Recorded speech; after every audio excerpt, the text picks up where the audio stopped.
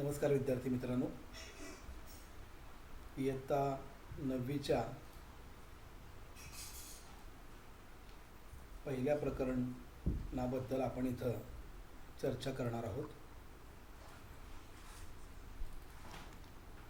संच म्हणजेच सेट.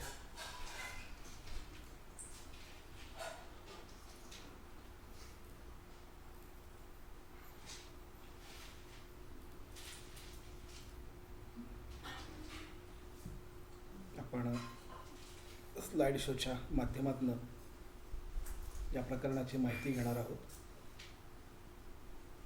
शिक्षणाबद्दल एक चांगला सुविचार इथं आपल्याला दिसतोय. शिक्षण ही अशी एक भेट आहे देणारा परत घेऊ शकत नाही.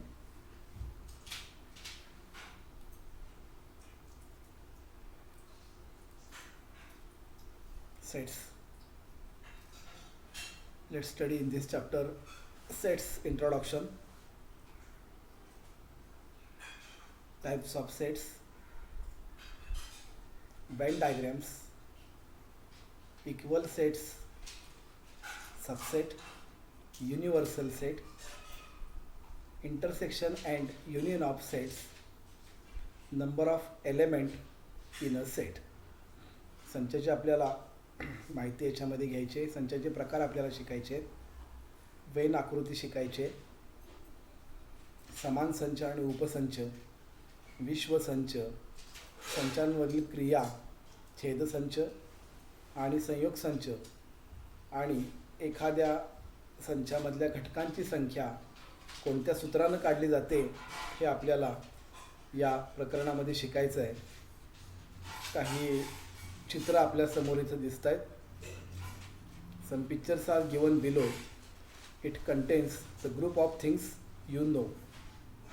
इथं आपल्याला एक फ्लॉवर पॉट दिसतोय. फ्लॉवर बकेट असं त्याला म्हणलेलं आहे, की ज्याच्यामध्ये फुलं भरपूर लावलेली आहेत. फ्लॉवर पॉटमध्ये किल्ल्यांचा जुडगा, बंच ऑफ कीज इथं आपल्याला दिसतोय. पक्ष्यांचा थवा,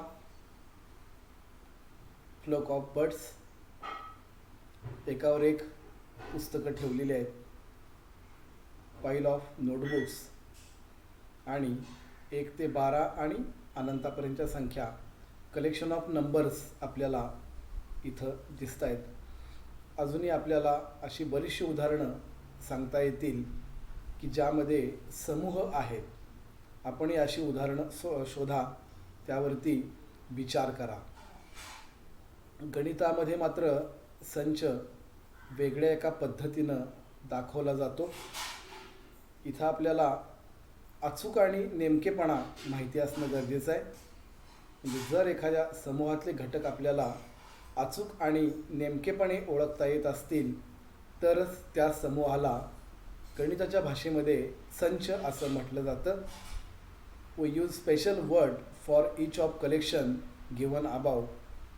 In all the above examples, we can clearly list the objects of that collection. We call the collection of such objects as set. म्हणजे आपल्याला क्लिअरली लिस्ट त्याची यायला हवी, हे यामध्ये महत्त्वाचं आहे.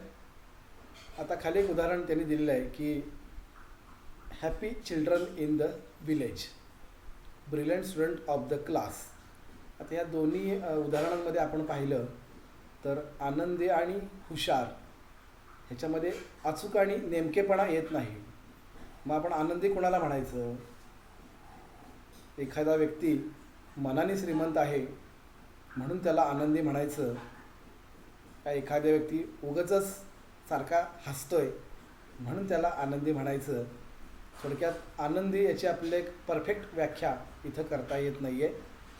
हुशार विद्यार्थी असं म्हणलं आहे, कुणाला हुशार म्हणायचं?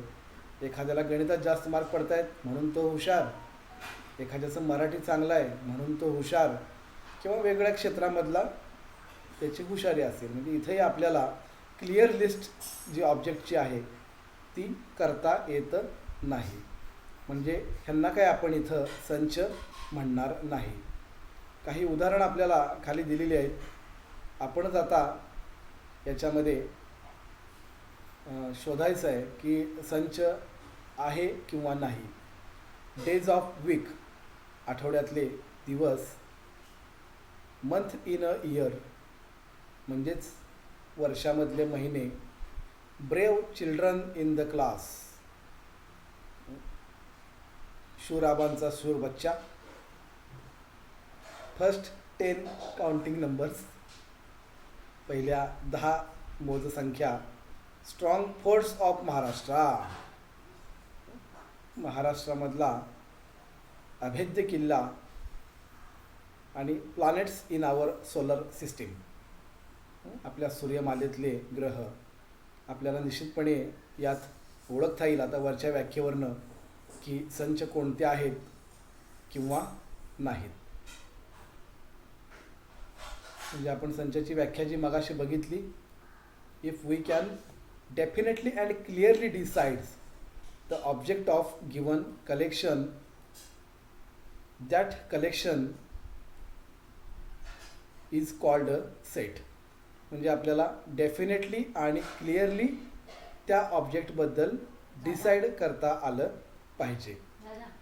साधारणतः संच जे आहेत ते कॅपिटल लेटर्सनी दाखवतात, ए ते झेडपर्यंत. आणि त्या संचामधले घटक जे आहेत ते स्मॉल लेटर्सनी दाखवतात. जर ए हा एचा घटक असेल, स्मॉल ए हा मोठ्या एचा घटक असेल, तर ते हे घटक असणे चिन्ह आहे इथं जे आहे ते. आणि अशी रेषेवर जी मारली की हे घटक नसणे याचं चिन्ह आहे. म्हणजे आपला घटक आहे असं असेल तर ए एप्सिलॉन चिन्ह आहे, किंवा त्याला आपण बिलॉंग्स टू असं म्हणूयात. A belongs to A and A not belongs to A. काही संच या ठिकाणी आपल्याला दिले आहेत. हे विद्यार्थी मित्रांनो अतिशय महत्त्वाचे संच आहेत. हे आपले संच पाठच असले पाहिजेत. Natural set, whole number set, integer, rational and real set, हे सेट आपले पाठच असले पाहिजेत.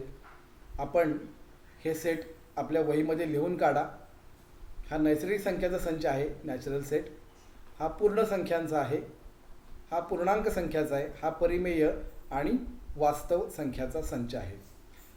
आता संच हा 2 पद्धतीनं लिहिला जातो. त्याच्या 2 पद्धती आहेत संच लिहिण्याच्या. एक जो आहे तो लिस्निंग मेथड और रोस्टर मेथड, ज्याला मराठीमध्ये यादी पद्धती असं म्हणतात. या प्रकरणात आपण लक्षात ठेवायचे की आपण संचामधले सर्व घटक कर्ली ब्रॅकेटमध्ये लिहिणार आहोत. कर्ली ब्रॅकेट म्हणजेच महिरपी कंस. आपल्याला लग्नामध्ये महिरप माहिती असतो, तर त्याच आकाराचा हा ब्रॅकेट आहे महिरपी कंस. म्हणजे प्रत्येक घटक हा आपण महिरपी कंसामध्येच लिहिणार आहोत. We write all the elements of a set in curly bracket. Each of the element is written only once and separated by commas. म्हणजे 2दा जरी तो घटक आला तो आपण एकदाच लिहायचा आहे. फक्त घटकांचं वेगळेपण दिसावं यासाठी आपण कॉमा स्वल्पविरामाचा तिथं वापर करणार आहोत. Order of an element is not important but it is necessary to write all the elements of the set. याचा अर्थ आपण वारांचा संच लिहिताना सोमवारपासून सुरुवात करून अगदी बुधवारपासून रविवारपर्यंत लिहावं असं काही नाही आहे. शनिवार आपण पहिला लिहू शकतो, कुठलाही वार, क्रम कसाही चालेल. फक्त सगळे घटक त्यामधले लिहिणं हे आपल्या दृष्टीनं आवश्यक आहे. यादी पद्धतीमध्ये 3 गोष्टी महत्त्वाच्या लक्षात ठेवायच्या आहेत. एक म्हणजे महिरपी कंसात सगळे घटक लिहायचे. दुसरं, एक घटक एकदाच लिहायचा आणि तो स्वल्पविराम करून वेगळा दाखवायचा. आणि ऑर्डर क्रम कसाही चालेल, फक्त सगळे घटक त्यातले आपल्याला लिहायचे आहेत. हे जर आपण लक्षात ठेवलं तर यादी पद्धतीनं लिहिणं फारसं अवघड आहे असं मला वाटत नाही आहे. इथं आपला रिमेंबर या शब्दातल्या अक्षरांचा संच लिहायचा आहे. यामध्ये REMB जे पुन्हा पुन्हा आले ते आपण इथे घेतलेले नाही आहेत. A is equal to in curly bracket R, E, M, B curly bracket complete. अशा पद्धतीनं आपल्याला यादी पद्धतीनं घटक लिहिता येतात. दुसरी संच लिहिण्याची पद्धती आहे रूल मेथड और सेट बिल्डर फॉर्म. हिलाच गुणधर्म पद्धती असं म्हणतात. इथं सगळे घटक न लिहिता ज्या गुणधर्माखाली तो संच एकत्र केलेला आहे तो गुणधर्म लिहितात. म्हणजेच in this method we do not write the list of elements but write in general element using variable followed by a vertical line or column. इथं रेष दिसते उभे आपल्याला, ती वर्टिकल लाईन किंवा त्याला कॉलॉन असं म्हणलेलं आहे. Write the property of the variable, गुणधर्म त्याचा लिहायचा आहे. म्हणजे इथं आपल्याला 1 पासून 10 पर्यंत संख्या लिहायच्या असतील तर त्या अशा पद्धतीनं लिहिलेल्या आहेत. आणि वाचताना set A is the set of all x. Set A is set of all x such that x is a natural number between 1 and 10. 1 and 10. म्हणजेच मराठीमध्ये आपलं असं म्हणायचं की A हा अशा xचा संच की x हा नैसर्गिक संख्या संचाचा घटक आहे आणि x 1 पेक्षा मोठा आहे आणि 10 पेक्षा लहान आहे. अशा पद्धतीनं आपल्याला ते वाचायचं आहे. अजून एक इथं एक्झाम्पल लिहिलेलं आहे की B हा अशा xचा संच की x ही मूळ संख्या आहे 1 आणि 10च्या मध्ये असलेली. 1 आणि 10च्या मध्ये एकूण 2, 3, 5, 7, 4 मूळ संख्या येतात. हा आपण त्याचा यादी पद्धतीने लिस्टेड मेथडनं केलेला आहे. म्हणजे आपल्याला लिस्टेड मेथड जो आहे तो रूल मेथडमध्ये करता येतो. रूल मेथड आहे तो लिस्टेड मेथडमध्ये करता येतो. इथं आपल्या परिमेय संख्येची व्याख्या दिलेली आहे. Q is a set of rational numbers we can be written in the set builder form as Q is equal to in curly bracket P upon Q. Here P and Q are integers, means belong to integer set, and Q is not equal to 0, and read as Q in the set of all numbers in the form of P divided by Q such as P and Q are integers and also Q is not equal to 0, means Q is non-zero number. Q शून्याला तर ते काय सांगू शकत नाही आपण, कारण शून्यानं भागणं ही क्रिया गणितामध्ये सार्थ नाही. म्हणून त्याने असं म्हटलं की हे पूर्णांक असावेत P आणि Q, आणि Q मात्र शून्य नसावा. इथं काही उदाहरण आपल्याला बिल्डर फॉर्म आणि लिस्टेडमध्ये दिसत आहेत. डिव्हिजनमध्ये लेटर इथं लिहिलेलं आहे DIVSON. y² is equal to 9. So by taking square root of both sides we are getting 2 square roots of 9, -3 and +3. Because 3 and -3, if we do square of these two numbers, it is a +9. म्हणजे y वर्ग बरोबर 9, दोन्ही बाजू वर्गमूळ आपण घेतलीत, -3 आणि +3 हे 2 आपल्याला इथं लिस्टेड मेथडमध्ये मिळालेले आहेत. Multiple of 5 and less than 30 म्हणलेलं आहे. 5च्या पटीतला नंबर आहे आणि 30पेक्षा लहान 5चा पाडा इथं 25 पर्यंत म्हणलेला आहे. इथं आपण आता हा अभ्यास करायचा आहे. Fill in the blanks given in the following table. या टेबलमधला अभ्यास आपण करून पाठवायचा आहे. त्याचबरोबर आता जो आपण शिकलो आहे त्या अनुषंगानं प्रॅक्टिस सेट 1.1 देखील आपल्याला सोडवायचा आहे. तो आपण जर सोडवला असेल तर सोडवून पुन्हा तो पाठवायचा आहे.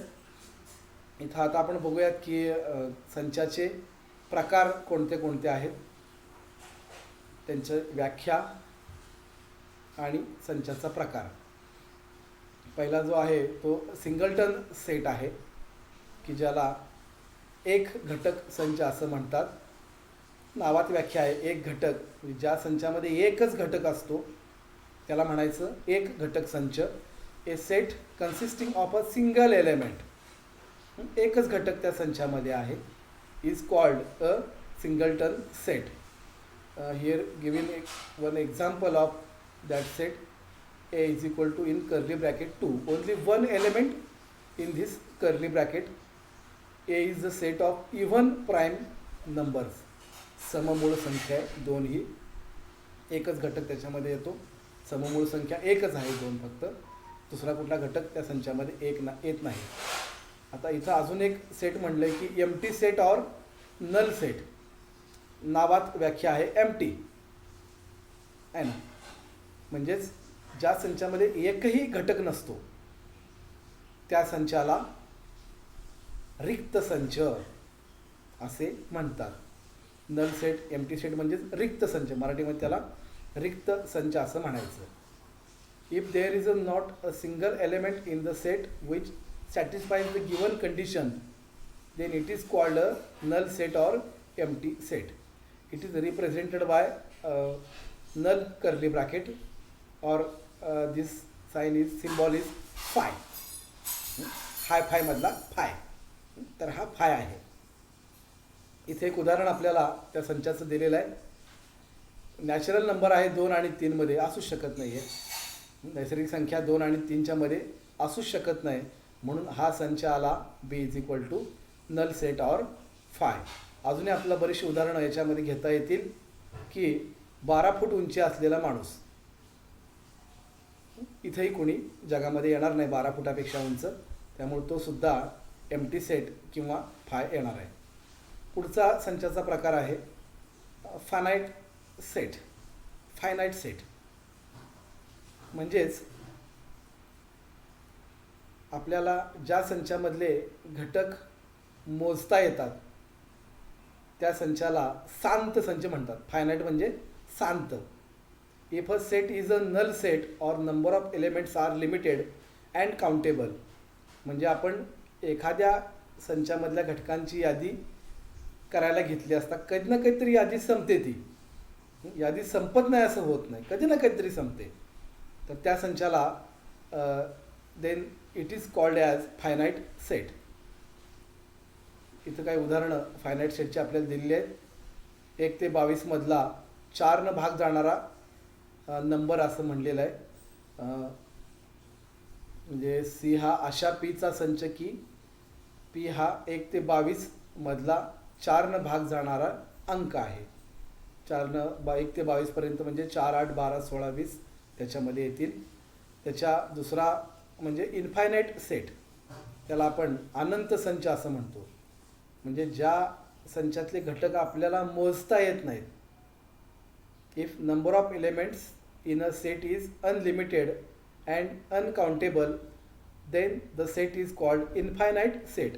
आपले सगळे पूर्णसंख्या संच असेल, नैसर्गिक संख्या संच असेल, पूर्णांक संख्या संच असेल, परिमेय संख्या संच असेल, ही सगळी इन्फायनाईट सेटची उदाहरणं आहेत. आज बऱ्यापैकी आपण या प्रकरणाबद्दल शिकलेलो आहोत. आपण 1.1 मात्र सोडवून पाठवायचं आहे. धन्यवाद.